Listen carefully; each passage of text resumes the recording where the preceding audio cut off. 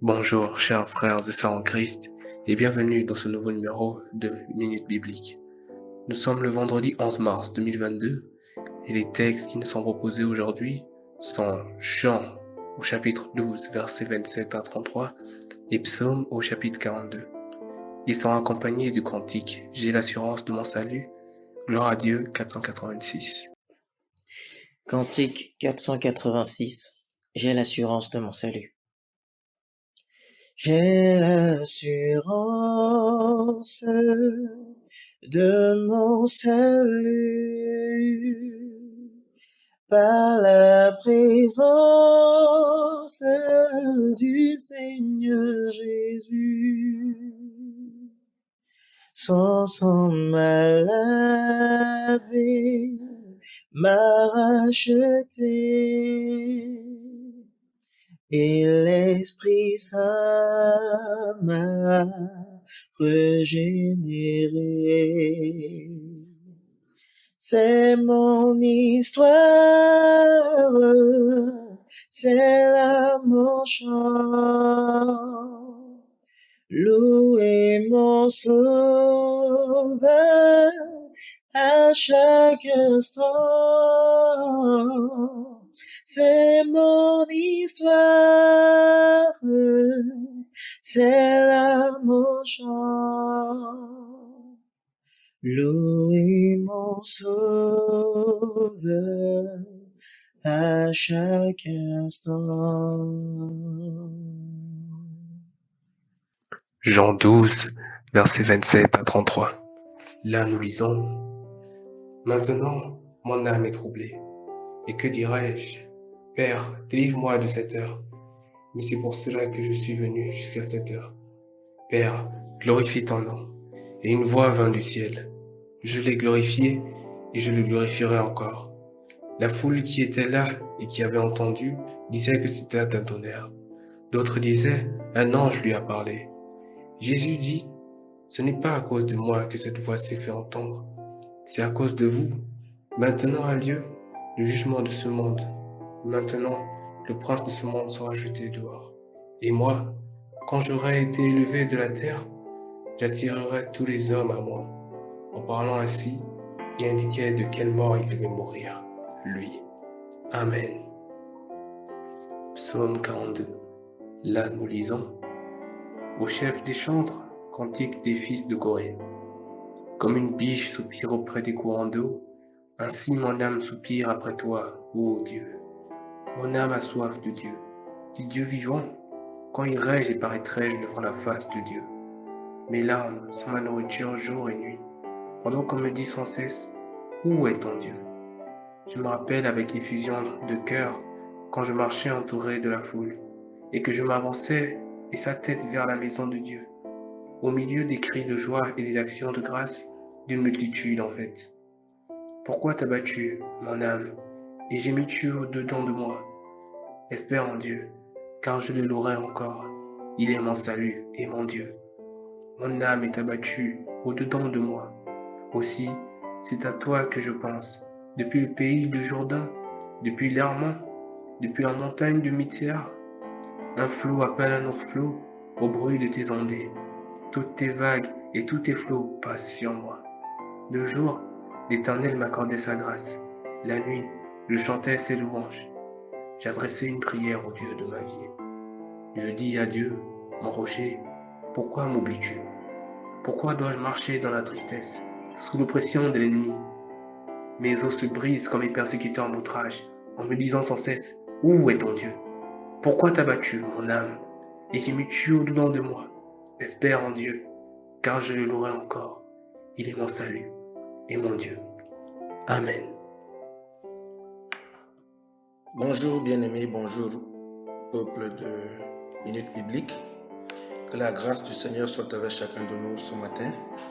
Je suis le pasteur Benjamin Yango de l'église du Seigneur Jésus au Cameroun, à Douala, situé à PK8, entrée Haïk. Ce matin, nous allons parler brièvement d'un élément qui a frappé mon esprit au travers de ces passages qui nous ont été proposés ce matin. Dans Jean chapitre 12, verset 28, la Bible nous dit « Père, glorifie ton nom et une voix fit entendre du ciel.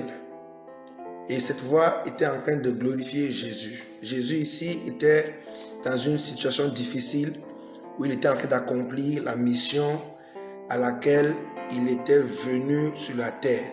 Une mission de restauration, une mission de rétablissement pour sauver l'humanité, sauver le monde.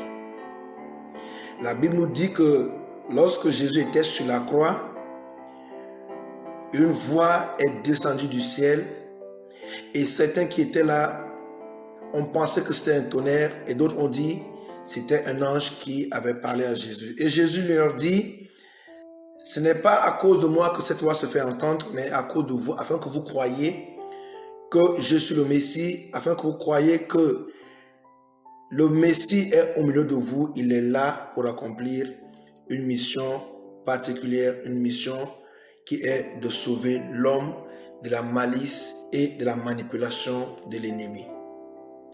Le verset 31, la Bible nous dit, maintenant a lieu le jugement de ce monde. Maintenant le prince de ce monde sera jeté dehors. Jésus est venu pour que celui qui gouvernait le monde, la Bible appelle le prince de ce monde, qui s'appelle le diable, perde la bataille, perde la main, perde son emprise sur la vie de l'homme, afin que celui-ci, ce dernier, l'homme, soit complètement libéré, soit complètement délivré de la souffrance, délivré des échecs, délivré de la mort spirituelle, délivré de la mort prématurée.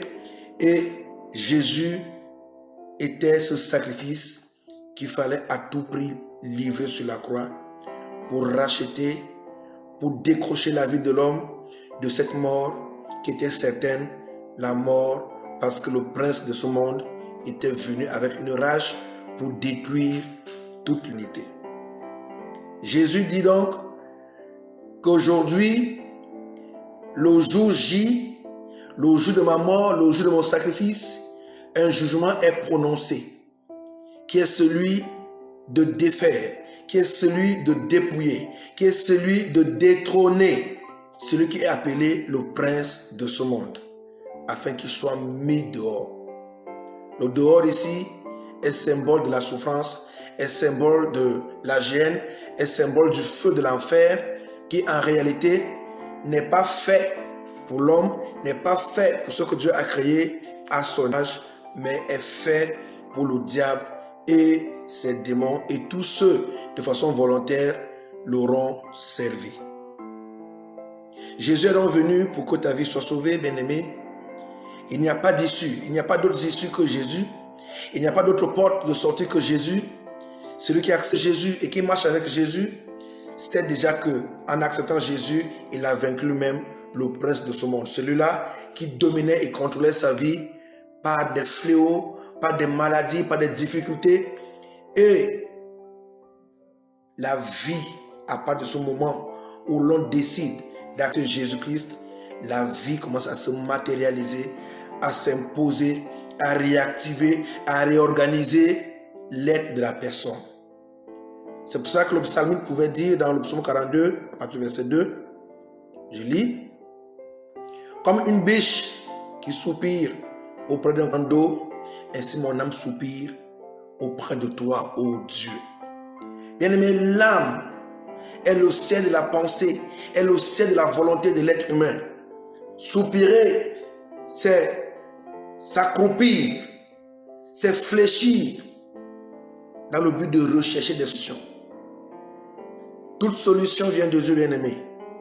Toute situation difficile qui a besoin des approches, qui a besoin des solutions, doit être accroupie, doivent soupir. Tous ceux qui veulent l'approche de Dieu doivent soupir, que l'âme, l'esprit, la pensée de la personne reconnaissent que Jésus est mort afin que le prince de ce monde qui contrôlait le monde, qui contrôlait sa vie, perde la bataille complètement dans sa vie. Le verset 3 dit, mon âme a soif de Dieu, du Dieu vivant. Quand irai-je et paraîtrai devant ta face, ô Dieu? Mes larmes sont ma nourriture jour et nuit, pendant qu'on me dit sans cesse, où est ton Dieu? Certainement, quelqu'un se trouve dans cette position, dans cette situation, et je vais lui dire ce matin que Jésus étant mort sur la croix, Et ayant vaincu le prince de ce monde, ayant vaincu les principautés, il l'a fait pour que tu aies la vie. Il l'a fait pour que nous ayons la vie. Parce que dans Jean 10, il dit que le voleur était venu pour dérober, détruire et égorger. Oui, égorger la vie de l'être humain, mais lui, Jésus, il est venu afin que la vie de l'être humain soit restaurée et que l'être humain la vive dans la joie, dans la paix, dans l'abondance. Ce matin, je t'invite à choisir, à faire un choix, à accepter Jésus et à croire qu'avec Jésus, tu as vaincu le prince de ce monde, à croire qu'avec Jésus, tu as la victoire, à croire qu'avec Jésus, tu peux avancer et réussir. Sans Jésus, aucune vie n'est possible, aucune joie, aucune paix n'est possible, que le prince de ce monde est encore celui-là qui contrôle tous ceux qui sont du monde, mais tous ceux qui sont hors du monde ne peuvent être contrôlés par le prince de ce monde, parce qu'il a été vaincu par l'acte de Jésus sur la croix. Et ce matin, je nous invite à nous accrocher pour tous ceux qui sont à Jésus, à nous accrocher à la victoire de Jésus et de savoir que l'espérance est à venir. Que la grâce de Dieu soit avec chacun de nous dans le nom de Jésus-Christ. Soyez bénis, shalom, shalom et à vendredi prochain. Car il a satisfait l'âme altérée, il a comblé de bien l'âme affamée. Amen. C'est par ces paroles pleines de sagesse que nous vous remercions pour votre attention et que la paix du Seigneur soit avec vous.